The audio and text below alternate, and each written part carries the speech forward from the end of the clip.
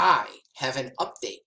So just before Julian Castro exited the presidential race, he fueled a debate in New Hampshire, and that's who this is primarily for, saying that it's not fair to all candidates because the makeup, the ethnic makeup, is not diverse enough.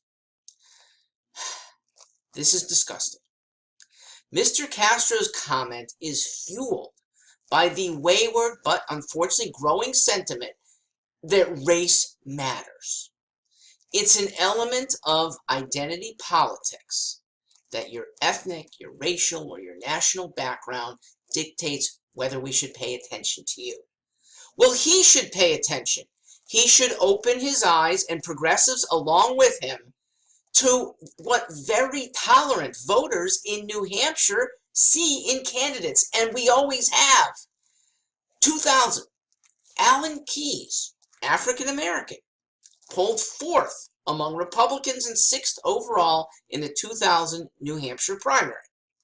Herman Cain, 2016, African American, was leading in New Hampshire surveys of voters. This is in late 2015. If you put Walter Williams, Tom Sowell, Tim Scott, Star Parker, Deneen Borelli, David Robinson, Candace Owens, Ben Chavis, Ayaan, Hirsi-Ali, put them on the ballot for any New Hampshire office, they will instantly poll in the double digits. Cory Booker saw nowhere near that. That's not because of race. It's because he was a bad candidate that New Hampshire voters didn't want to hear his socialist big government stuff enough. Oh, does Julian Castro think the man who won New Hampshire twice is of the wrong race? That would be Barack Obama. Mr. Castro's rhetoric is un-American. Literally, it is against the American creed. Yeah, it's what the identity politics crowd wishes, and he wants to run with that. But candidates like that will never see November victory in New Hampshire. That's because voters here are not tinged by race. Voters here are very open-minded, and their minds focus on a candidate's ideas, not the race of the person bringing forth those ideas.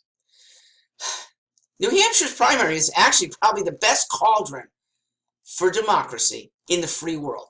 Literally, the access voters have to all candidates, to all variety of candidates, not just races, Mr. Castro, and the depth, which, by the way, your rhetoric no longer speaks to, does it?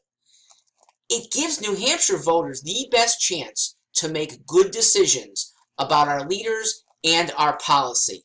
And I hope that the rest of the nation takes its cues from New Hampshire and maybe Iowa too, as being good sifters. If anything, New Hampshire deserves an elevated place because of the depth that it gives voters. It's unfortunate that the depth gets diluted some by media, and you don't have a full candidate profile very often.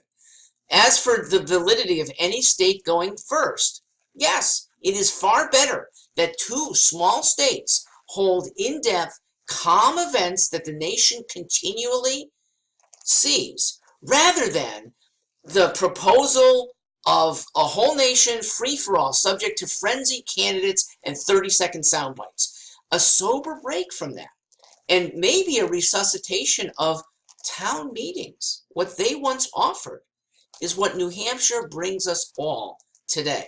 Now, we are on the verge of losing it, and I've noticed a difference between 2016 and 2020. The crowds attending, candidate by candidate, are less. The depth of coverage seems to be lower, and I do think I know why. It's because internet rarely permits depth of coverage, and candidates are making use of soundbite appearances and photo opportunities rather than the lengthier discussions with voters.